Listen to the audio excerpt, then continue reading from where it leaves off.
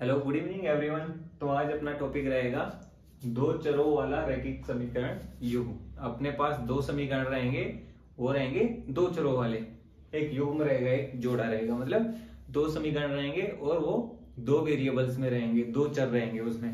जैसे x Y हो गया, पी क्यू हो गया, यू वी हो गया, एस टी हो गया, है ना। तो दो चर रहेंगे, ठीक है। जैसे कैसे रहेगा, a1x plus b1y plus c1 बराबर 0, और दूसरा रहेगा a2x plus b2y plus c2 बराबर 0। तो ये दो चरों वाले, दो चरों गए x और y, रैखिक समीकरण युग्म मतलब जोड़ा। इसके बारे में मेनली अपन इस प्रश्नावली में पढ़ेंगे। तो ये प्रश्नावली शुरू करने से पहले आपको मैं कक्षा 9 में अपन ने जो पढ़ा है उसके बारे में बताना चाहूंगा। तो मेनली अपन ने पिछली कक्षाओं में पढ़ा है, कक्षा 9 और कक्षा 8 में, एक चरों वाले रैखिक समीकरण। जैसे एक चर वाले, है ना, एक चर वाले रैखिक समीकरण क्या होता है, एक चर के साथ में रैखिक समीकरण, ठीक है। एक चर वाले रैखिक समीकरण मतलब क्या है, चर का मैक्सिमम घात क्या होना चाहिए, एक, मतलब घात एक ही होना चाहिए, तो वो रैखिक समीकरण होता है, लीनियर इक्वेशन। तो जैसे x प्लस 1 बराबर 0, या x प्लस रूट 3 बराबर 0, या रूट 5x प्लस 4 बराबर 0, या y प्लस 2/3 बराबर 0, या 2y प्लस 5 बराबर 0।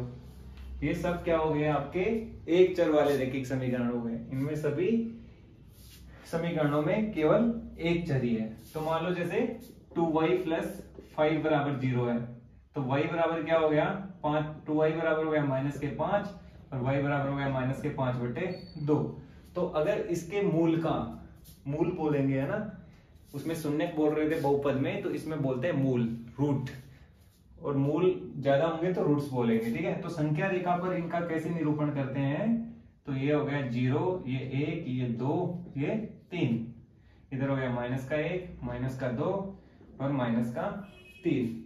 तो ये -5/2 है, यानी कि -2.5 है, तो -2 और -3 के बीच में आएंगे। तो ये हो गया मूल का संख्या रेखा पर निरूपण, ठीक है। तो ये अपनी बात हो गई एक चर वाले रैखिक समीकरण की। तो इस तरह से आपको कोई दिक्कत नहीं होनी चाहिए एक चर वाले रैखिक समीकरण में। फिर अपन ने पढ़ा कि इन रैखिक समीकरणों में, जो ये रैखिक समीकरण है, उनमें अपन कौन कौन सी एक्टिविटी इनके साथ कर सकते हैं, क्या इनमें जोड़ सकते हैं, क्या इनके साथ गुणा कर सकते हैं, क्या इनके साथ भाग कर सकते हैं। तो पहला क्या रहेगा, रैखिक समीकरण में, रैखिक समीकरण से जुड़ी संक्रियाएं। संक्रियाएं मतलब क्या क्या ऑपरेशन कर सकते हैं, मतलब जोड़ सकते हैं कि गुणा कर सकते हैं कि भाग कर सकते हैं कि नहीं, ठीक है। तो पहला रहेगा जोड़ और बाकी का। तो अगर कोई भी रैखिक समीकरण है, जैसे 2y प्लस 3 बराबर 0 है, ठीक है, या अगर दो चरों वाला करें तो 4x प्लस 3y प्लस 1 बराबर 0 है, ठीक है। तो जोड़ और बाकी का क्या नियम रहेगा, अपन दोनों पक्षों में कुछ भी जोड़ सकते हैं और कुछ भी घटा सकते हैं, लेकिन ऐसा नहीं एक पक्ष में, दोनों पक्षों में। जैसे अगर इसमें दो, एक जोड़ना है तो एक इसमें जोड़ भी सकते हैं, एक इधर जोड़ दो, ठीक है। अगर आपको घटाना है, जैसे माइनस के 2 इधर करना है, तो आपको फिर यहाँ भी -2 करने पड़ेंगे। तो बेसिक संक्रिया हो गई, आप कुछ भी जोड़ सकते हैं, कुछ भी घटा सकते हैं। जैसे इसमें +5 कर सकते हैं, इधर भी +5 कर सकते हैं। तो ये तो हो गई बाकी जोड़ भाग की। गुणा और भाग, तो आप दोनों पक्षों में, रैखिक समीकरण में दोनों पक्षों में कुछ भी संख्या से गुणा कर सकते हैं और कुछ भी संख्या से भाग दे सकते हैं, लेकिन दोनों पक्षों में। जैसे मान लो ये है 2y प्लस 3 बराबर 0, तो इसको आप 2 से गुणा कर सकते हैं, 2 से गुणा कर सकते हैं। तो ये हो गया 4y प्लस 6 बराबर 2 को 0 से गुणा किया तो 2। आप 2 से भाग भी दे सकते हैं, तो ये क्या हो जाएगा y प्लस 3/2 बराबर 0। तो दोनों पक्षों में होना चाहिए, ठीक है। जोड़ बाकी गुणा भाग आप दोनों पक्षों में करेंगे तो कोई दिक्कत नहीं है। अब आपको मैं बताऊंगा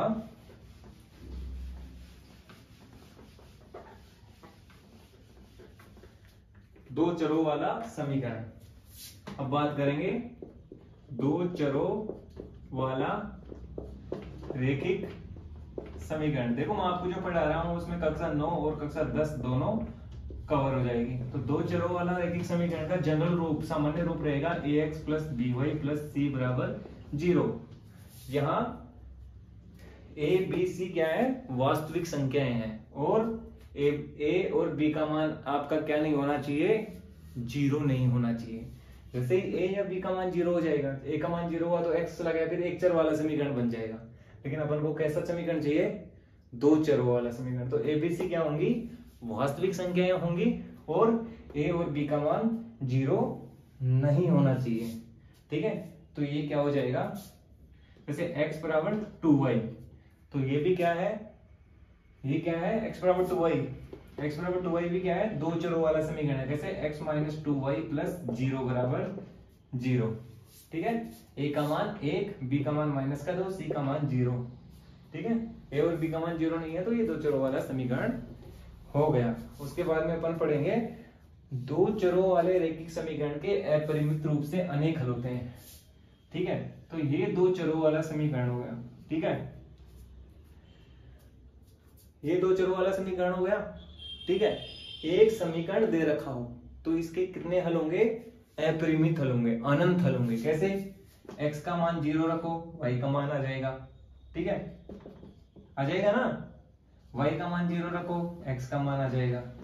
x का मान 1 रखो, y का मान आ जाएगा। y का मान 1 रखो, x का मान आ जाएगा।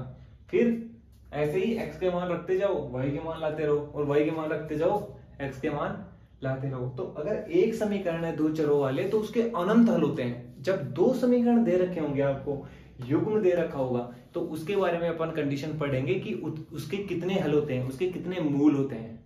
ठीक है, दो समीकरणों के दो मूल कब होंगे, अनंत मूल कब होंगे, या कोई हल नहीं होगा, ये सब कंडीशंस अपन इस प्रश्नावली में पढ़ने वाले हैं। आप सीधा समीकरणों को देख के बता सकते हैं कि इनके कितने हल होंगे, दो हल होंगे या अनंत हल होंगे या इनके हल नहीं होंगे। समीकरण कुछ ऐसे भी आएंगे जिनके हल अपन निकाले नहीं पाएंगे।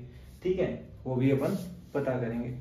ठीक है, तो ये आपको मैं बताता हूं इसकी ग्राफ कैसे बनाते हैं। जैसे आपके पास में मान लो दो चरों वाला रैखिक समीकरण है, x प्लस 3y प्लस 1 बराबर 0। ठीक है, तो ये रैखिक समीकरण है, x प्लस 3y प्लस 1 बराबर 0। तो रैखिक समीकरण का ग्राफ कैसे बनेगा, बताइए आप। रेखा ही बनेगा, रैखिक समीकरण है तो एक अपन ऐसे सारणी बनाते थे। इसका ग्राफ बनाने के लिए कैसे, मैंने आपको कल वाली क्लास में भी बताया था। दो चार मान निकाल लेते हैं ताकि ग्राफ बन पाए x और y का। ये x बिंदु हो जाएगा, ये y बिंदु हो जाएगा। तो x बराबर 0 रखने पर, इसमें समीकरण में x बराबर 0 रखने पर क्या हो जाएगा, 0 प्लस 3y प्लस 1 बराबर 0। तो y बराबर आ गया माइनस के 1/3। तो ये देखो, जैसे y का मान 1/3 आ जाएगा। तो ऐसी स्थिति में ग्राफ ये विधि हल करने की थोड़ी मुश्किल रहती है कि 1/3 का निरूपण अपन कैसे करें। 1 देता 3 देता तो अपन आराम से कर देते। तो ऐसी स्थिति में अपन कौन सी विधियां अपनाते हैं, बीज गणितीय विधियां। इन रैखिक समीकरणों को हल करने की अपन मेनली दो तरह की विधियों के बारे में पढ़ेंगे। एक तो ग्राफीय विधि, मतलब ग्राफ बना के क्वेश्चनों को हल करने की विधि, और दूसरी बीज गणितीय विधि। अब इस बीज गणितीय विधि में भी बहुत सारी विधियां पढ़ेंगे। तो मैं जैसे ही आपको टाइम आएगा सही ये बताऊंगा कि कौन कौन सी बीज गणितीय विधियां हैं और कौन कैसे ग्राफीय विधि में अपन कैसे संघर्ष कर रहे हैं, इसलिए अपन बीज गणितीय विधि अपना रहे हैं। तो आपको इटसेल्फ पता चल रहा है कि यहाँ अपन संघर्ष करने वाले हैं। y बराबर माइनस 1/3 आया तो संघर्ष थोड़ा इजी रहेगा कि 2 और 3 के बीच में अपन एक हिस्सा बांट लेंगे, तीन हिस्सा बांट लेंगे, उसका एक यही रहेगा y, वो तो अपन देखेंगे। ठीक है, तो x बराबर अपन ने 0 रखा और y का मान क्या आ गया, माइनस के 1/3। अब एक बार लिख लो x का मान 1, x का मान 1 रखने पर, है ना, सिंपल ऐसे आप कर लेना। तो a प्लस 3y प्लस 1 बराबर 0। तो 3y बराबर हो गया माइनस के 2, 1 रख दो, इधर गया तो माइनस के 2, और y बराबर आ गया माइनस के 2/3। तो 1 रखने पर आ गया माइनस के 2/3। अब y का मान 0 रखने पर, y का मान 0 रखने पर, एक बार y का मान 0 रख लो, ठीक है, y का मान 0 रख दिया तो x का मान कितना आ जाएगा, x प्लस 0 प्लस 1 बराबर 0, x बराबर माइनस का 1, इसी में रख रहे हो तो x का मान कितना आ गया, माइनस का 1, और y का मान 1 रखने पर, y का मान 1 रखने पर क्या आ गया, 1, x प्लस 3 को 1 से गुणा किया तो 3 प्लस 1 बराबर 0, x का मान आ गया माइनस के 4, तो y का मान 1 रखने पर x का मान आ गया माइनस के 4। तो ये अपने पास आ गए हैं बिंदु 0, माइनस का 1/3, 1 माइनस के 2/3, माइनस का 1 0 और माइनस का 4 1, ये x और y आ गए हैं अपने पास बिंदु, और इनको अपन कर देंगे ग्राफीय निरूपण। अब देखो ग्राफीय निरूपण कैसे करते हैं, ठीक है, ये x और ये y, ये y डैश और ये x डैश, इधर x नेगेटिव है, इधर x पॉजिटिव है, इधर y पॉजिटिव है, इधर y नेगेटिव है। तो पहला बिंदु देखो x पर 0 और y पे कितना है, माइनस का 1/3, तो नीचे आ जाए, ये 1 है, ये 1 है माइनस का, और ये माइनस के 2 है, और ये माइनस के 3 है, तो x का मान 0 है और y का मान, तो इसी पे चलो, x का मान 0 इधर ही रहेगा और y में कितना चलना है, नीचे की तरफ, और 1/3, इसको 3 टुकड़ों में बांट लिए, 1 टुकड़ा 2 टुकड़ा 3 टुकड़ा, तो ये होगा माइनस का 1/3, तो ये बिंदु हो गया आंसर, मतलब उसका मूल रहेगा इस बिंदु पर भी। अब देखो दूसरा बिंदु रहेगा, इसके अपरिमित हल होंगे, मैंने बताया था ना, अगर एक ही समीकरण दे रखा है उसके कितने हल होते हैं, अनंत हल होते हैं, ठीक है, 2 समीकरण देता है उसके लिए कंडीशन है कितने हल होंगे वो बताऊंगा आगे। दूसरा आ गया x बराबर 1, तो x बराबर 1 आ गया यहाँ, 1 2 3, ये -1 -2 -3, ये -3, ठीक है, तो x बराबर 1 पर y का मान माइनस के 2/3, तो 2/3 किधर आएगा, इधर ही आ जाएगा, 1/3 2/3 3/3 मतलब 1 है ना, 2/3 यहाँ आएगा, और माइनस का ही है, तो ये दूसरा बिंदु हो गया यहाँ, ठीक है, समझ में आ रहा है सबको। तीसरा बिंदु -1, x का मान -1 और y का मान 0, तो यही रहेगा इटसेल्फ, x का मान -1 y का मान 0, 0 किधर रहता है, x पर y का मान 0 रहता है, तो होता है x का मान -4, माइनस का 4 हो गया यहाँ, और y का मान 1, तो y का मान 1 हो गया यहाँ, ठीक है, माइनस का 4 ऐसे 1 हो गया यहाँ, इसको मिला दिए तो ये इसका ग्राफीय निरूपण हो जाएगा, ठीक है। तो इस पे स्थित ये जो भी बिंदु है, ये जो भी बारीक बारीक बिंदु हैं, सभी इसके क्या है, हल है ना, वो बिंदु अपन निकाल नहीं पा रहे, जैसे x का मान 0 रखा, x का मान 1/3 रखते, 1/8 रखते, 1/7 रखते तो कुछ आता। तो इस ग्राफ पे जो भी बिंदु रहेंगे ये सभी इस रेखिक समीकरण के, 2 चरों वाले रेखिक समीकरण के क्या रहेंगे, हल रहेंगे, कि x का मान इतना रखोगे तो y का मान बराबर देख के आप बता सकते हो, या y का मान इतना रखोगे तो x का मान पक्का, कैसे, देखो x का मान अगर इतना रखा, मतलब ये रखा x का मान, y का मान, यहाँ से y का मान पता चल जाएगा, तो इसको इधर x पे देख लोगे तो ये x का मान होगा, तो आप हल बता सकते हो, ठीक है, ग्राफ में बनाओगे तो बहुत आसान है। तो ये हो गया ग्राफीय निरूपण। तो ये बात हुई 2 चरों वाले रेखिक समीकरण की, अगर एक समीकरण दे रखा हो तो, ठीक है। अब बात करेंगे अपन समीकरण युग्म की, ठीक है। तो सबसे पहले अपने पास अगर 2 समीकरण है, a1x b1y, मैं बताया था सामान्य रूप यह होगा c1 बराबर 0, दूसरा समीकरण होगा 2 चरों में a2x b2y प्लस c2 बराबर 0। देखो समीकरण और बहुपद में क्या फर्क हो रहा है, यहाँ बराबर 0 आ रहा है और वहां बराबर 0 नहीं था, ये है इक्वेशन, वो था पोलिनोमियल, ठीक है। तो ये फर्क है, वहां शून्य को बोल रहे थे, यहाँ अपन इनको बोल रहे हैं मूल, रूट्स, जो इनके आंसर होते हैं x और y के वो मान जिससे ये पूरा समीकरण क्या हो जाए, संतुष्ट हो जाए। x और y के मान रखने से ये दोनों पक्ष बराबर हो जाए, वो इसके मूल होते हैं, ठीक है, ठीक है ना भाई। इनमें x y का वो मान रख दे ताकि बराबर 0 आ जाए, ठीक है, प्लस c2 जुड़ गए, तो ये बात हो गई। तो अपन बात करेंगे मोटा मोटा, मैं आपको बता देता हूं, इसमें 3 तरह की कंडीशन रहेगी, संगत हल, और ठीक है, एक तो रहेगा संगत हल, दूसरा भी रहेगा संगत हल, और तीसरा रहेगा असंगत हल, या इसको क्या बोल सकते हैं, इसके मूल संगत होंगे, इसके मूल संगत होंगे, और इसके मूल असंगत होंगे इस समीकरणों के। अब क्या कंडीशन रहेगी वो देखो, संगत हल रहेंगे लेकिन हल कैसे मिलेंगे, अद्वितीय, मतलब x और y का एक मान मिल जाएगा अपन को, तो वो कैसे हल होंगे, अद्वितीय हल। वो किस कंडीशन में होंगे वो मैं बताऊंगा। इसमें संगत हल होंगे लेकिन कितने हल होंगे, अनंत, अनंत बोल दो चाहे अपरिमित बोल दो, यानी कि जिनको परिमित नहीं किया जा सके, बताया नहीं जा सकते कितने हैं, अनंत। और असंगत हल क्या होंगे, जिनका जिस समीकरण युग्म का कोई हल नहीं होगा। समझ में आया, मतलब एक्स वाई के अपन मान ही नहीं निकाल सकते। ठीक है, तो ये संगत हल अद्वितीय हल वो किस कंडीशन में होंगे, अपन a1 b1 इनको देख के मान पता कर लेंगे, दो समीकरण दे देंगे तो आराम से पता कर सकते हैं। x का गुणांक a1 होगा, y का गुणांक b1 होगा और अचर पद होगा c1। ठीक है, और ऐसे ही x दूसरे समीकरण में x का गुणांक a2 होगा, दूसरे समीकरण में y का गुणांक b2 होगा और जो अचर पद होगा वो क्या होगा, c2 होगा। समझ में आ रहा है। तो संगत हल कब होंगे, जब a1 अपॉन a2 का मान बराबर नहीं हो b1 अपॉन b2 के मान के। तो जैसे ही अपन ये चेक कर लेंगे तो अपन सीधा समीकरण युग्मों को देख के बता सकते हैं कि इन समीकरण युग्मों का अद्वितीय हल होगा, मतलब एक हल मिलेगा जिसके जैसा दूसरा नहीं होगा, एक अद्वितीय होगा, x और y का एक एक वैल्यू होगा। ठीक है, एक x का मान आएगा, एक y का मान आएगा।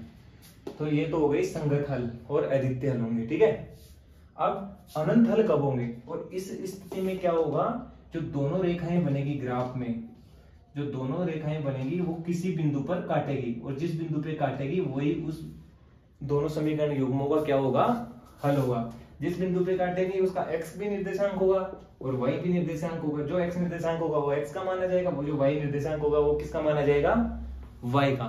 तो ग्राफीय विधि से अपन ऐसे हल करेंगे, कैसे, x और y का मान रख रख के दोनों के ग्राफ बना लेंगे और जिस बिंदु पे काट देंगे उसी बिंदु से अपन बोल देंगे ये इसका अद्वितीय हल है। बताओ समझ में आया। इस कंडीशन में क्या होगा, a1 अपॉन a2 बराबर होगा b1 अपॉन b2 के। ठीक है, और a1 अपॉन a2 बराबर होगा b1 अपॉन b2 के। ठीक है, और बराबर होगा c1 अपॉन c2 के, मतलब तीनों का आपस में अनुपात क्या होगा, बराबर होगा। तो रेखाएं इनका क्या होगा, अनंत हल होगा, अपरिमित हल होगा। वो कैसे होगा, दोनों रेखाएं क्या होंगी, दोनों रेखाएं क्या होंगी, समपाती होगी। दोनों रेखाएं कैसी होगी, समपाती होगी। ठीक है, ऐसी कंडीशन में दोनों रेखाएं क्या होगी, समपाती होगी। अब बताओ समपाती से क्या मतलब है, दोनों का पाद एक ही होगा। जैसे मान लो पहली का ग्राफ बनाए अपन ये, और तो दूसरी का ग्राफ भी कैसे बनेगा, इसी के ऊपर से जाता हुआ बनेगा। तो देखो समानुपाती रही तो रेखा है ये आगे बढ़ती रहेगी, और देखो ये सब बिंदु इसके क्या होंगे, हल होंगे। ठीक है, अगर एक का ग्राफ ऐसे बनेगा तो दूसरी का ग्राफ भी इसके ऊपर ही बनेगा इस कंडीशन में। तो ये रेखाएं क्या होंगी, समपाती होंगी। तो अपने आप ऑटोमेटिकली अपन देख सकते हो इसके कितने हल होंगे, अनंत हल होंगे। समझ में आया सभी को। अब तीसरी कंडीशन में क्या होगा, a1 अपॉन a2 बराबर होगा b1 अपॉन b2 के, लेकिन बराबर नहीं होगा c1 अपॉन c2 के। तो और ऐसी कंडीशन में रेखाएं क्या होंगी, जो दोनों समीकरणों का अपन ग्राफ बनाएंगे वो रेखाएं क्या होंगी, समांतर होगी। कैसी होगी, समांतर होगी। जैसे ये ग्राफ बनाया आपने x एक्स और y एक्स में, तो ये रेखा ऐसे है तो दूसरी रेखा भी ऐसे ही आएगी। तो दोनों रेखाएं आपस में एक दूसरे को काटेगी नहीं, इसका मतलब उनका कभी कोई हल प्राप्त नहीं होगा। हल प्राप्त होने के लिए दोनों रेखाएं काटनी चाहिए, क्या समपाती होनी चाहिए, एक ही पथ से जानी चाहिए।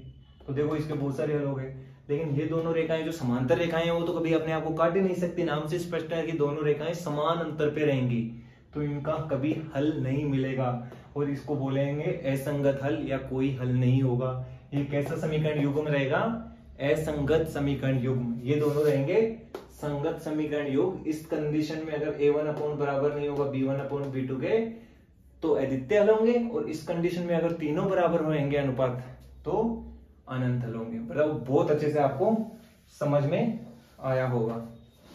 ठीक है, तो अब अपन प्रश्नावली पढ़ेंगे 3.1। उससे पहले मैं आपको एक चीज और बता देता हूं। देखो मैं अभी आपको बताया कि इन समीकरण युग्मों को अपन मेनली दो तरह की विधियों से सोल्व करेंगे। ठीक है, पहला करेंगे ग्राफीय विधि से या आलेख विधि, है ना, जो भी बोल दो, ग्राफीय विधि। और दूसरा हम हल करेंगे बीजगणितीय विधि से। ठीक है, तो दूसरा अपन करेंगे बीजगणितीय विधि से। अब ग्राफीय विधि को छोड़ के अपन बीजगणितीय विधि कैसे लगाते हैं? तो इसका x का मान अपने पास आ गया 7/8, या x का मान आ गया √3, x का मान आ गया √2। तो वैसी चीजों को ग्राफ पे निरूपण करना अपने लिए थोड़ा मुश्किल हो जाता है। तो उस कंडीशन में अपन कौन सी विधियां यूज करते हैं? बीजगणितीय विधियां। और बीजगणितीय विधियों में भी अपन मेनली आपके क्लास 10 में अपन यूज कर रहे हैं प्रतिस्थापन विधि। नाम से ऑब्वियस सी बात रहेगी कि प्रतिस्थापन होगा। ठीक है, प्रतिस्थापन विधि। सेकंड, नाम से स्पष्ट है ना। सेकंड अपन पढ़ेंगे विलोपन विधि। इसमें एक का अपन विलोपन कर देंगे, एक चर का, ये विलोपन विधि। और तीसरी विधि अपन जो पढ़ नहीं रहे हैं आपके 10th क्लास के सिलेबस में, वो है वज्र गुणन विधि। ठीक है, तो ऐसे अपन इन समीकरण युग्मों, इन दो समीकरणों का हल अपन प्राप्त करेंगे। बाकी 3 कंडीशन रहेंगी। अगर a1/a2 बराबर नहीं होगा b1/b2 के, तो अपन को उसके अद्वितीय हल मिलेंगे। अन्यथा 2 कंडीशनों में क्या होंगे? एक में तो अपरिमित हल होंगे। कब? हल तो होंगे संगत, लेकिन अपरिमित अनंत हल होंगे जब दोनों रेखाएं समपाती हो, यानी कि a1/a2 बराबर हो b1/b2 बराबर हो c1/c2 के। और एक तीसरी कंडीशन में कोई हल प्राप्त नहीं होगा, असंगत वो समीकरण युग्म रहेगा, वो रहेगा a1/a2 बराबर हो b1/b2 के, लेकिन बराबर नहीं हो c1/c2 के। उस कंडीशन में दोनों रेखाएं जो अपन ग्राफ बनाएंगे, इनके दोनों रेखाएं क्या करेंगी? एक दूसरे के समांतर रहेंगी। तो कोई हल अपन को मिलेगा नहीं। उम्मीद है आपको बहुत अच्छे से समझ में आया होगा। तो अब मैं आपको बीजगणितीय विधियां कल बताऊंगा सोल्व करने का। आज अपन 3.1 में मेनली पढ़ रहे हैं ग्राफीय विधि। तो ग्राफीय विधि से आपको परिचित करवा देता हूं। ठीक है, तो अपन पढ़ रहे हैं प्रश्नावली 3.1, क्वेश्चन नंबर 1। क्वेश्चन देखो कि निम्नलिखित समस्याओं को देखकर, नीचे कुछ प्रॉब्लम्स दे रखी हैं, उनको देखकर रैखिक समीकरण बनाइए और उनका सॉल्यूशन, उनका हल आप ग्राफीय विधि से हल कीजिए। पहले अपन को जो समस्या दे रखी है, जो बात बोल रखी है, जो स्टेटमेंट दे रखा है, उससे अपन को समीकरण बनाने हैं और फिर उनका हल अपन को कौन सी विधि से ज्ञात करना है दोस्तों? ग्राफीय विधि से। ठीक है, तो अपन करते हैं पहले का पहला। तो प्रॉब्लम देखो, कक्षा 10 के 10 विद्यार्थी एक गणित की क्विज में भाग लेते हैं, मैथमेटिक्स की क्विज में भाग लेते हैं, है ना। If the number of girls, यदि लड़कियों की संख्या लड़कों की संख्या से 4 ज्यादा है। 10 विद्यार्थी हैं, किसके? कक्षा 10 के। वो किस में भाग लेते हैं? एक मैथमेटिक्स की क्विज कंपटीशन ऑर्गेनाइज करवा रहे हैं, उसमें भाग ले रहे हैं। और यदि लड़कियों की संख्या लड़कों की संख्या से 4 ज्यादा है, तो लड़कों और लड़कियों की संख्या ज्ञात करो जिन्होंने क्विज में भाग लिया है। तो क्वेश्चन में बोला है कक्षा 10 के 10 स्टूडेंट्स ने क्विज में भाग लिया है। ठीक है, और लड़कियों की संख्या ज्यादा है, किनसे? लड़कों की संख्या से, ये बोला है ना। और कितना ज्यादा है? 4। तो 2 स्टेटमेंट दे दिया है, तो दोस्तों समीकरण भी कितनी बन जाएंगी? 2 समीकरण बनाने के लिए 2 स्टेटमेंट भी चाहिए। तो आपके पास एक स्टेटमेंट ये हो गया और एक स्टेटमेंट ये हो गया। आपको पहचानना पड़ेगा स्टेटमेंट में क्या लिखा है। तो 10 स्टूडेंट्स हैं, तो माना आपको लड़कों लड़कियों की संख्या पूछ रहा है, तो माना लड़कों की संख्या x व लड़कियों की संख्या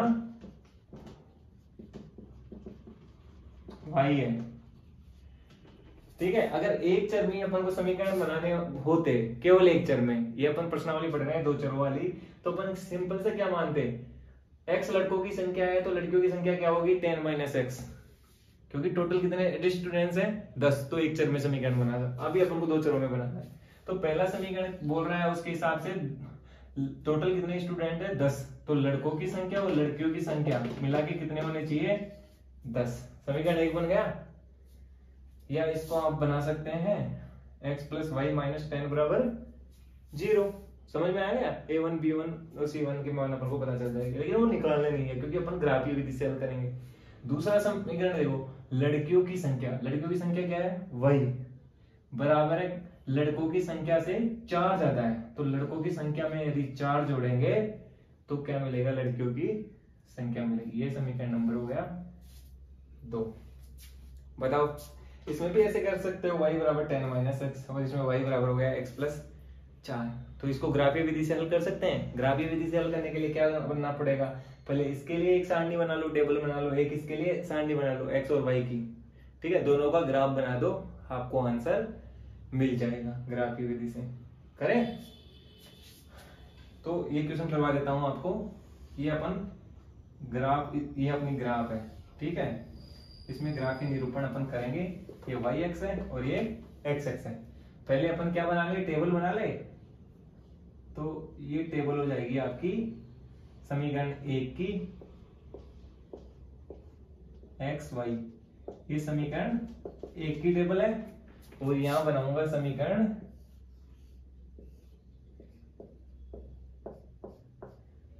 समीकरण 2 की टेबल, ठीक है। टेबल बनाऊंगा तभी तो मैं ग्राफ बना पाऊंगा, समझ गए। तो इसकी टेबल बनाऊं मैं यहां लिख नहीं रहा हूं, आप लिखिएगा। ये समीकरण लिख के इसके नीचे लिखिएगा x = 0 रखने पर, आप क्या लिखोगे, x = 0 रखने पर y बराबर कितना आ गया जी, x = 0 रखने पर y बराबर कितना आ जाएगा, 0 + y = 10, y बराबर कितना आ गया 10। यहां तक कोई डाउट है? तो x = 0 रखा, y का मान कितना आ गया 10, ठीक है। अब देखो x का मान 1 रखा और y का मान कितना आ जाएगा, ये देखो मैं ऐसे लिख रहा हूं, x का मान 1 रखा, y का मान कितना है 10 में से ये 1 उधर चला जाएगा 9, तो ये हो गया दूसरा। x का मान 1 रखा और y का मान 9, ठीक है। अब y का मान 0 रखो, ठीक है।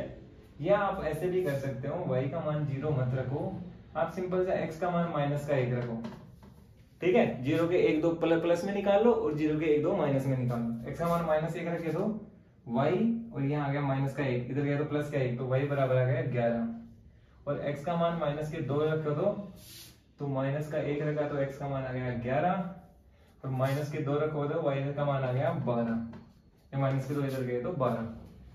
तो ये अपन ने बना दी है, ठीक है, सारणी, ठीक है। तो अब इसका ग्राफीय निरूपण कर दें। तो देखो मोटा मोटा अगर दो ज्यादा मान हो रहे हैं तो पैमाना रख लो, 1 बड़ा खाना = 2 इकाई। पैमाना क्या लिख लिए, 1 बड़ा खाना = 2 इकाई। तो आपके ग्राफ में पैमाना रहेगा, उसमें 1 बड़ा खाना = 2 इकाई। लिख लो 2, इधर भी 2, ये 4, ये 6। आपको पता है नहीं पैमाना कैसे रखते हैं, 8 10 8वीं क्लास में सिखाया होगा। ये 4, ये 6, ये 8 और ये 10। इधर -2 बड़ा खाना = 2 इकाई मान लिए, -4 -6 और -8। ये 2 ये -4 ये -6 बराबर रखना, नहीं तो आंसर सही नहीं है, ठीक है। तो पहले बिंदु हो गया आपका y = 10 और x = 0, तो पहला बिंदु आ गया यहाँ। दूसरा बिंदु आ गया x = 1 और y = 9, तो दूसरा बिंदु यहाँ आ गया। तीसरा बिंदु आ गया x = -1, ये -1 यहाँ, और y का मान 11 आएगा यहाँ, और आगे और तो ये आपका रेखा बन गई ये वाली, ठीक है। ये रेखा बन गई। तो दूसरे वाले का भी निकाल लो ऐसे ही, x का मान 0 रखो तो y का मान कितना आ जाएगा 4, ठीक है। x का मान 0 तो y का मान 4, यही रख के बोल रहा हूँ। x का मान 1 तो y का मान बराबर 5, ठीक है। तो x का मान -1 तो y का मान 3, x का मान -2 तो x का मान 4, y का मान 4 2 -2 रखोगे तो 4 में से 2 गए तो 2, सही है। वैसे उसका निरूपण कर लो, x का मान 0 है तो y का मान कितना है 4, ये y का मान 4 हो गया। x का मान क्या है 1 है तो y का मान 5, x का मान 1 तो y का मान 5, ठीक है। और x का मान -1 तो y का मान 3, तो ये y का मान -3, ठीक है। और x का मान -2 तो y का मान 2, तो ये y का मान 2, तो ये रेखा आ गई आपकी ऐसे, ठीक है। और इसका अद्वितीय हल आपको प्राप्त हो गया ये। अब इसमें तो आपको सही से दिखेगा नहीं, लेकिन ग्राफ में ये बिंदु आप पता कर सकते हो, है ना। इसमें दिखेगा नहीं ये, देखो 2 के आसपास है क्या, अपन देख लेते हैं। 2 6 तो भी नहीं है ना। x का मान 2 रखने पर उसमें y का मान आता है 8, और इसमें x का मान 2 रखने पर y का मान आता है 6, ठीक है। 3 रखने पर, हाँ तो x यहां से आ रहा है ये बिंदु, ठीक है। आप ग्राफ में देखोगे तो आपको अच्छे से दिख जाएगा 3, और ये इससे थोड़ा नीचे रहेगा, तो ये बिंदु है 3,7, ठीक है। कैसे आपको कैसे पता चलेगा ये आंसर सही है कि नहीं है, ये 3 और 7 इसमें भी रख के देखो और इसमें भी रख के देखो, संतुष्ट करना चाहिए। देखो 3 और 4 रख दिए, ठीक है, 3 और 7 रख दिए तो 10 हो रहा है, बराबर है। और 3 यहाँ 7 और यहाँ 3 रख दिए तो 4 3 7 बराबर 7, तो दोनों समीकरणों को संतुष्ट कर रहा है, तो अपना अद्वितीय हल क्या हो जाएगा 3 7। देखो यहाँ मैं इतना अच्छे से ग्राफ नहीं बन पा रहा है, आप ग्राफ में करोगे तो आपको सीधा आंसर दिखेंगे, x का वैल्यू देखना और y का वैल्यू देखना, समझ में आया अच्छे से। तो ऐसे करेंगे अपन ग्राफ की विधि से हल। तो मैं दूसरे का भी समीकरण बना दूंगा, टेबल बनाना आपको सिखाई दिया है, आप क्या कर लोगे ग्राफ में करके उसको उसके हल निकाल लोगे। जब भी ग्राफ का क्वेश्चन आएगा तो आपको ग्राफ में ही करना है, उसमें कोई आपको डाउट नहीं होना चाहिए कि मैं कॉपी में कर दूंगा, ठीक है। कॉपी में करोगे तो इतना एग्जैक्ट वैल्यू आप नहीं निकाल पाओगे, वो एजम्पशन होगा आपका कि केवल वैल्यू पुट करके आप एजम्प कर सकते हो, ठीक है। मेरे को लग रहा है आपको बहुत अच्छे से समझ में आ रहा होगा, बने रहें क्लास में, ठीक है। तो दूसरा है 5 पेंसिल और 7 पेन अगर खरीदते हैं तो 50 रुपए लगेंगे, ठीक है। और 7 पेंसिल और 5 पेन खरीदते हैं तो 46 रुपए लगेंगे। तो एक पेंसिल और एक पेन का मूल्य ज्ञात करो, ठीक है। तो पहला बोल रहे हैं 5 पेंसिल, सुनिए देखो अच्छे से समझ में आएगा। 5 पेंसिल व 7 पेन, 5 पेंसिल व 7 पेन खरीदते हैं तो इनका मूल्य कितना लगेगा जी 50 रुपए, ठीक है। और यदि 7 पेंसिल व 5 पेन खरीदते हैं, उल्टा बोला है, तो इनके पैसे लगेंगे 46 रुपए। तो अपन को पेंसिल व पेन का मूल्य ज्ञात करना है ग्राफ की विधि से, समीकरण बना के 2 चरों वाले, ठीक है। तो जो पूछ रहा है वही मान लो, माना पेंसिल का मूल्य x रुपए तथा पेन का मूल्य y रुपए है, ठीक है। तो देखो 5 पहले 2 स्टेटमेंट दे दिया है तो 2 आपके समीकरण भी बन जाएंगे, ठीक है। तो पहला स्टेटमेंट है 5 पेंसिल, एक पेंसिल का मूल्य है x, तो 5 पेंसिल का मूल्य कितना हो जाएगा 5x, 5 into x। 7 पेन, एक पेंसिल का मूल्य वही है तो 7 का कितना हो जाएगा 7y, और दोनों को मिला के कितने रुपए लग रहे हैं 50। ये हो गया समीकरण नंबर 1। दूसरा है 7 पेंसिल, एक का x है तो 7x, और 5 पेन, तो एक पेन का मूल्य है वही, तो 5 कितना हो जाएगा 5y बराबर 46। ये हो गया समीकरण नंबर 2। इससे बना लेना टेबल 1 और इससे बना लेना टेबल 2 कैसे, x का मान रख रख के y का मान निकाल निकाल के, ये टेबल बन जाएगी। इससे 4-5 मान निकाल लेना, इससे टेबल बन जाएगी, x y के मान आप निकाल लेना और फिर इनके ग्राफ बना देगा। जहां इनके ग्राफ प्रतिच्छेद करेंगे आपको x और y का मान जो मिलेगा, x का मान हो जाएगा आपका पेंसिल का मूल्य और y का मान हो जाएगा आपका पेन का मूल्य। आप आराम से आंसर बता दोगे। ये आपका हो गया क्वेश्चन नंबर 1। बाकी के क्वेश्चन अपन कल करेंगे नेक्स्ट क्लास में, ज्यादा लंबा क्लास हो जाएगा। तो आप ये ग्राफ बनाइए और आंसर निकालिए और अच्छा फील कीजिए कि yes I did a good job.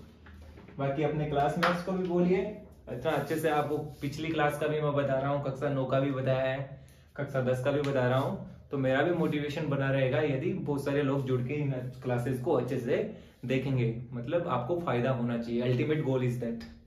धन्यवाद।